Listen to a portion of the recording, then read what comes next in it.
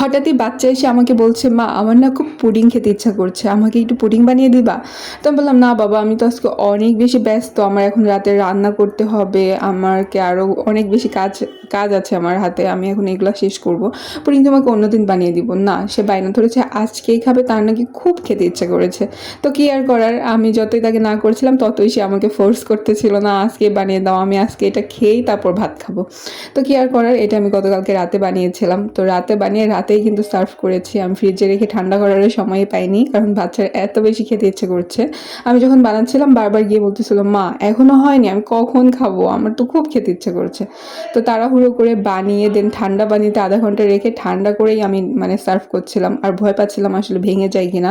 অনেক সময় দেখা যাচ্ছে ফ্রিজে রেখে সেট না করে ঢালতে গেলে দেখা যায় ভেঙে যায়, তারপরে ভালো হয় না। তো না, আলহামদুলিল্লাহ অনেক বেশি চমৎকার হয়েছে। দেখতে পাচ্ছেন পিস পিস করে কাটছি, প্রত্যেকটা পিস কিন্তু ভেঙে যাচ্ছে না, সুন্দর মানে আলাদা আলাদা হয়ে কেটে যাচ্ছে, তারপরে একেবারে নরম হয়নি, সফট হয়েছে। তো এই যে দেখেন, মানে অনেক আছে না যে কাটাই যায় না, ভেঙে যায়, দইয়ের মতো হয়ে যায় না, আলহামদুলিল্লাহ এটা অনেক বেশি ভালো হয়েছে। এই যে দেখেন হাতে তুলে নিয়ে খাওয়া যাচ্ছে, আলহামদুলিল্লাহ। তো কার কার পুডিং খেতে ভালো লাগে আর কার কার বাচ্চারা এভাবে বায়না করে অবশ্যই কমেন্ট করে জানাবেন। তো আজকে চলে যাচ্ছি, আল্লাহ হাফেজ।